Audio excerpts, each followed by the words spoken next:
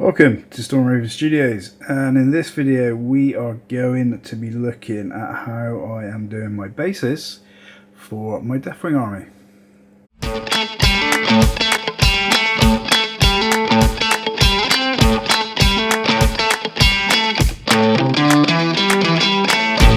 Okay, so to start with my bases for Deathwing Army, I am using green stuff rollers from Green Stuff World, and what I'm using is brown stuff over green stuff. What I find with brown stuff is that you get more of a work time with it.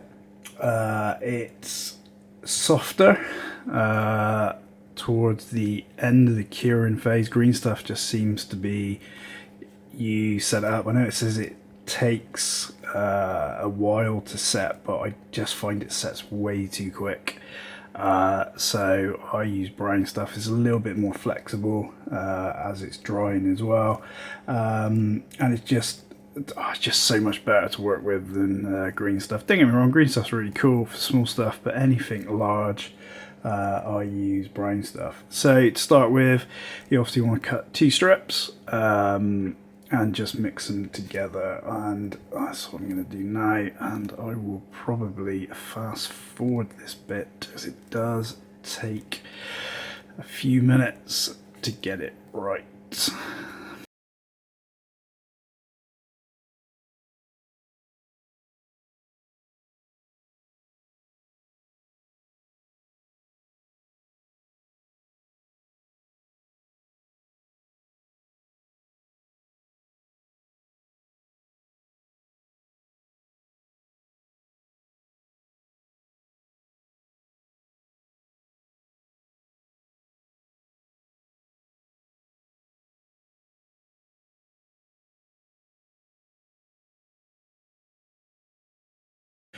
So at this stage it's pretty much there.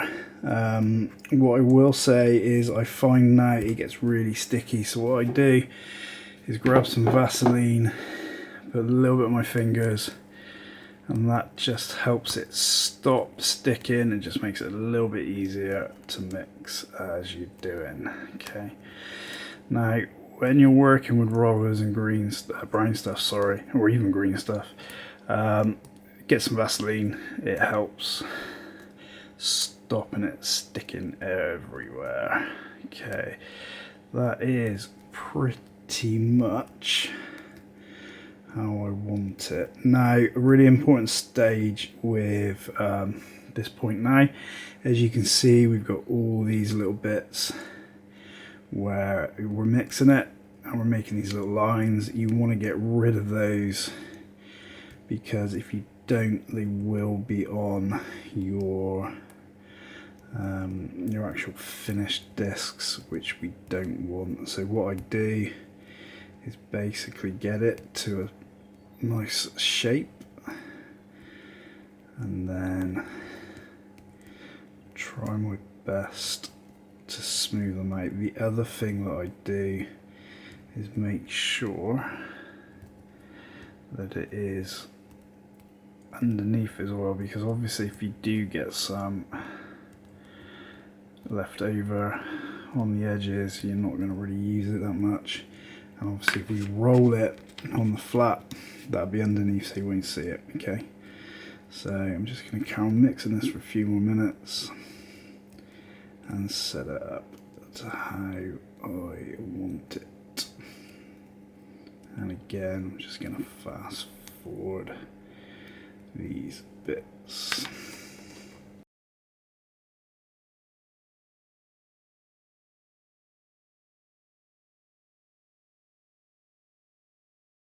So pretty happy with that at this stage. The other thing I'm going to just note, I haven't got any at the moment, but what you might find is you're going to get little air pockets forming.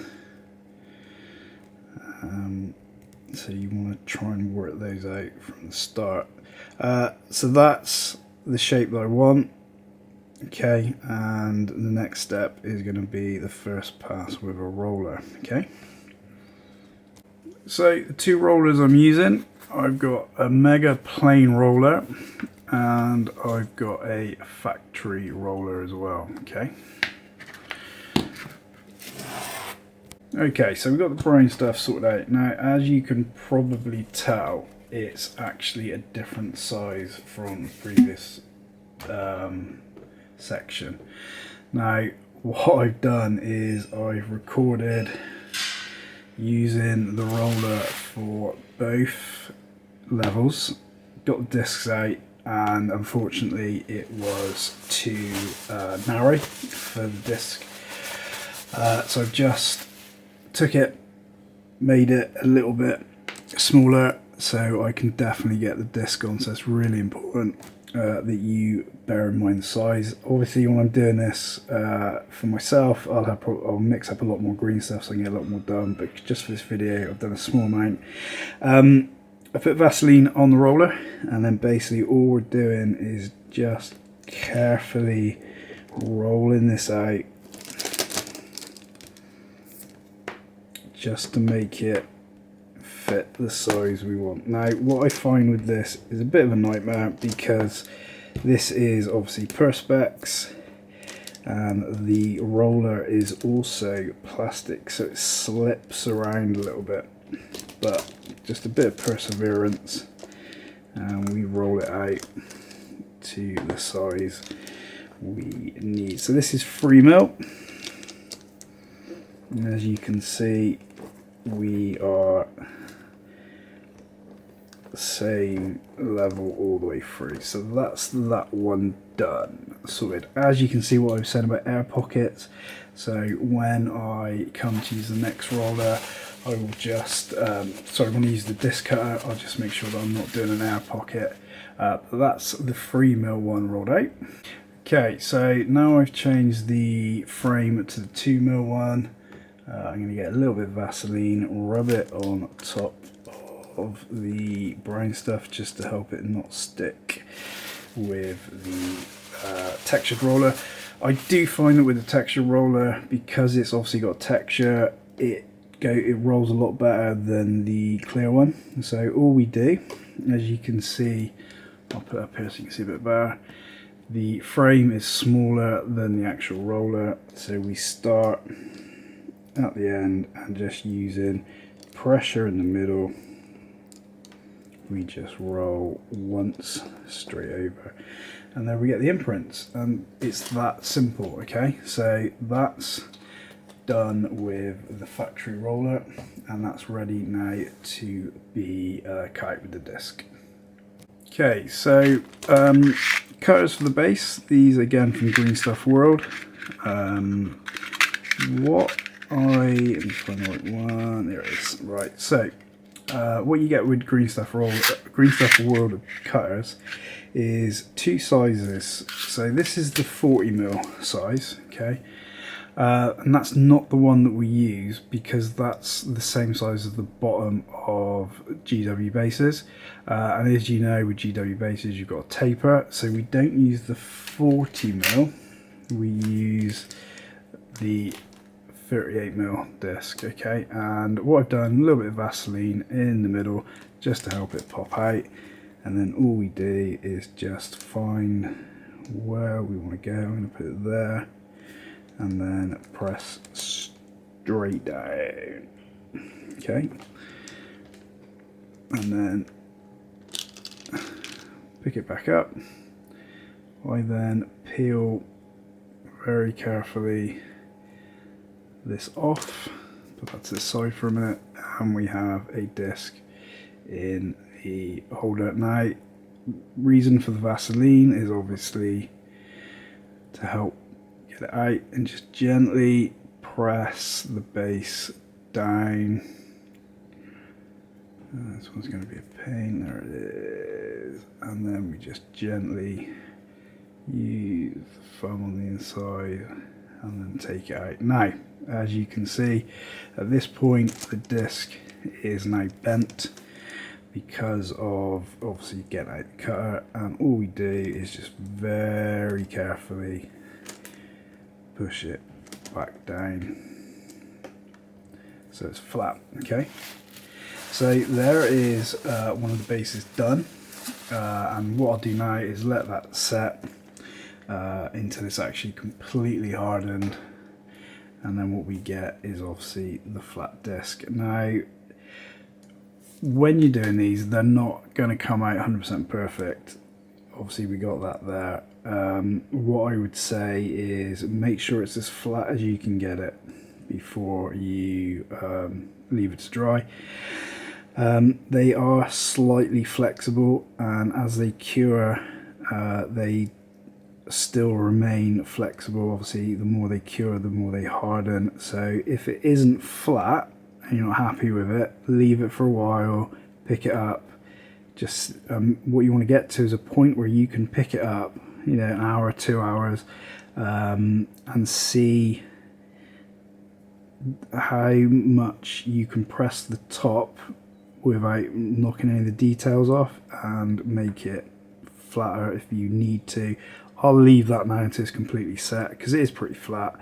And when I actually come to put it on the base, I glue it on, fill any gaps with putty, and then sand it down afterwards, okay? And if there are any bits that I'm not happy with, then I will put extra bits on the bases, use some textured paste, stuff like that, just to make it, just to cover those bits and make each base a little bit more interesting, okay? So that's it. That's how you use the my system of using the two frames to get consistent bases. What I'll do with this is I will now make it back into a smaller piece, and I use a different roller next, just to make some other bits that I can use for the bases. So I will set that up and come back to it in a minute. Okay, so how do we deal with this bit here? Okay, so you've picked it back up, you're going to remold it. So what I do is take that, fold it over, and just mash it into each other.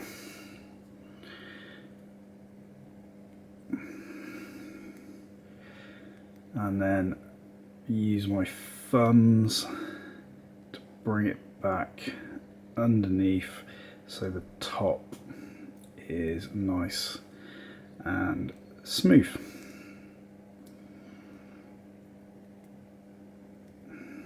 Just like that. Okay, underneath isn't too bad. I'm not going to worry about that because we're never going to see that. And then basically what I do, pop it back down. Again, we've got the 3mm frame. It's only a small piece, and I'm going to do it this way because I want to make it a little bit wider. And at this point the green stuff is quite brown stuff. The brown stuff is quite Vaselined up, so I don't need to worry so much about putting more Vaseline on it. Get rid of that. Put that one away. Change the frame.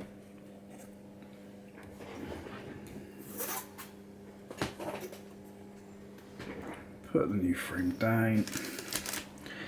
Just gonna move that there a little bit. And this one now is the mesh one. So just pop that out. And exactly the same thing. Get it on either side. And we're just going to use, so I'm going to move this over, because what I want with this is I want to try and get more, if you look at the roller, if I can get that in focus, I want this piece rather than the middle piece. So I'm going to aim it in the middle and just push it down.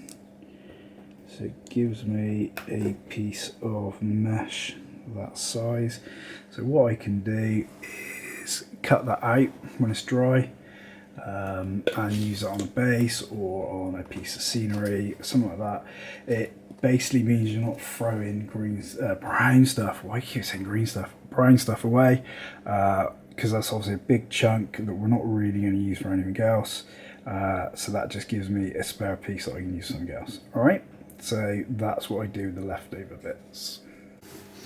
Okay, so what I've done is blasted out a few discs and left them to cure overnight. So as you can see, if I get focus, these are actually still quite flexible, but you're not going to ruin any of the detail now. So it's cured enough that you can make them flat if they're not, while still keeping obviously a level of flexibility in them. Okay, so what we're going to do now is glue one of the bases down. Okay, so to glue these bases on, we're going to get some glue and start in the middle. And I'm using Gorilla Glue for this over Loctite because I find the Loctite glues a lot quicker, and Gorilla Glue just gives me a bit more working time. So the glue goes in the middle. I leave an edge around the outside for two reasons. Number one, when we are pushing it down, the glue isn't going to escape out the sides, and secondly, when we come to do the putty stage, we haven't got any wet glue messing with the putty or with your brush. Okay, so once you've got it on, just move it around until you get it to the position that you want it in, which I'm quite happy with that. And then what I do now, just making sure, is I get something heavy, pop on top, just to hold it down. Just move that. And just leave it for a few minutes to dry. Okay, so I've left the base to dry. I've used the block just to weight it down. This is one of my painting blocks. And what we have now is the disc dried onto the base. Now, if you have a look, you can see we've got quite a big gap there. And we do have some gaps floating around it. So what we do now, get some putty, put some onto a tissue, and with an old brush that you don't use, what we do, just get some of that putty, and we are now just going to fill in some of these gaps. Now this is quite a big gap, so I'm going to put quite a bit on, and you just basically paint it on, get it in there, and all the way around. So as you can see, I'm putting quite a lot of this on, and I'll show you why in a second. Because if you're going to fill this all the way in, you will end up, unfortunately, putting quite a lot on the gaps. So with all that done and aligned, what we do now is just take our finger and run around the base.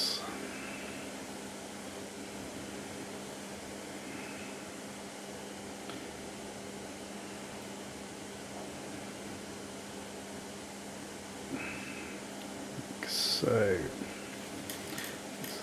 excess putty off, clean it off, around the edges.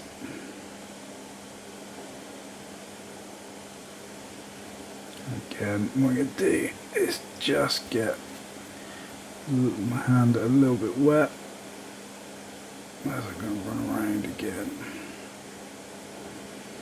Just smushing it in as we go around. Now what you can do is obviously let this dry, and if there are any really big gaps you can of course go back over with a little bit of putty and oops, what I'm going to do is just wash the brush off because I made a bit of a mess. This is the joys of doing stuff with a camera right in front of your face.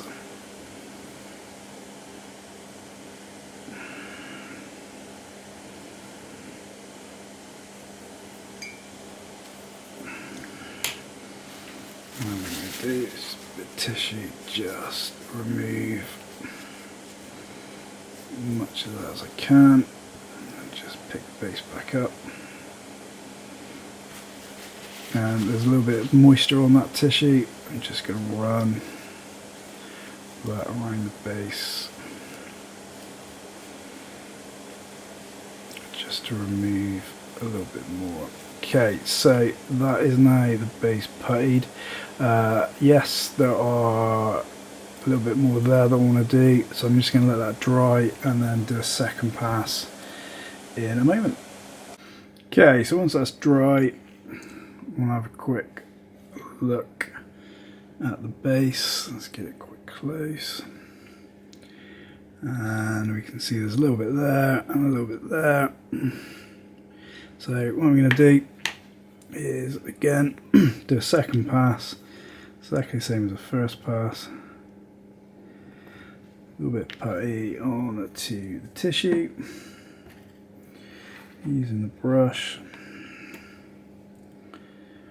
Basically going to just fill those holes that are there, that one there,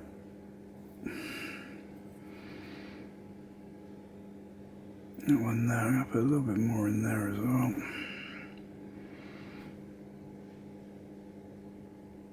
And I'm going to put, this is the bigger gap that we had, so I'm just going to put a little bit more in there and there.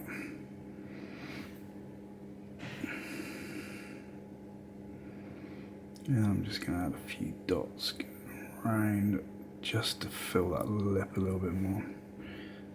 Put some there as well.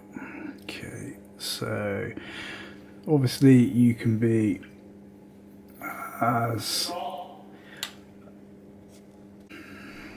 sorry, someone just going, so just got to say goodbye to them. You can be your own personal preference on how much you want this to be as level as you want. I'm not going to overly worry about it today because truthfully, once I've painted black rim, you're not really going to notice that much. And again, just with a damp tissue, put a little bit more water on that.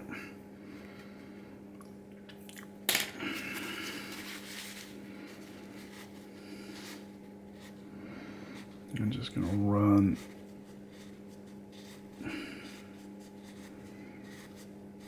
around the base. This stuff doesn't take a huge amount of time to dry.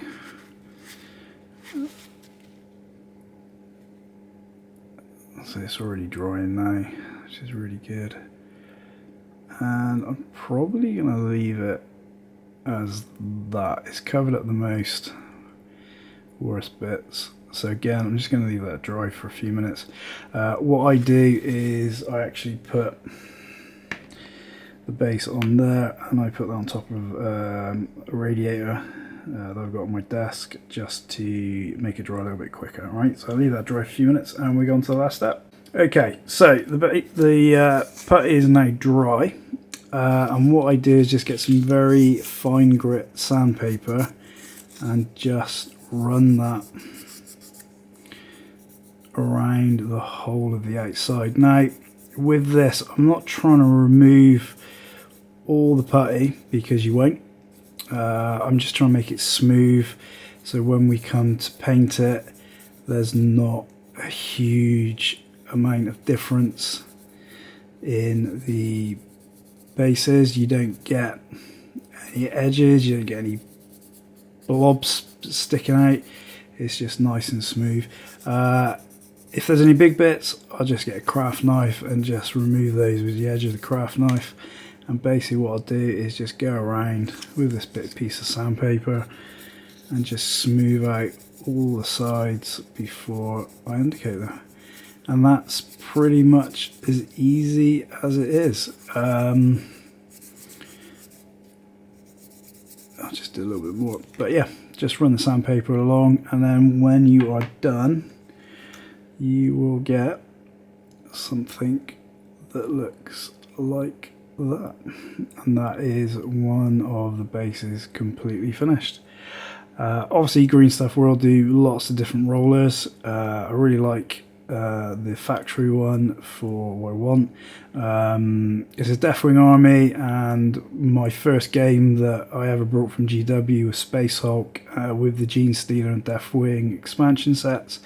I love the idea of the Deathwing Terminators. I love the story behind them, the original story behind them.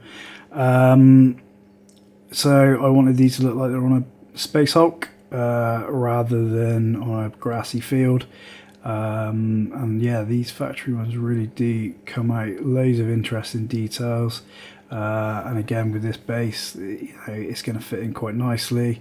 I will potentially use resin molds from Green Stuff World, which I'll do in another video, to add a little bit more extra sort of details on it, or to cover up any mistakes. They're not always going to be 100% perfect. But guys, that is it for this video. If you like the video, give it a thumbs up. If you could share, that'd be brilliant. If you could subscribe and hit the bell button for me, that would be also amazing. It just helps the channel grow as I'm going through stuff. So take care guys, and I will see you in the next one.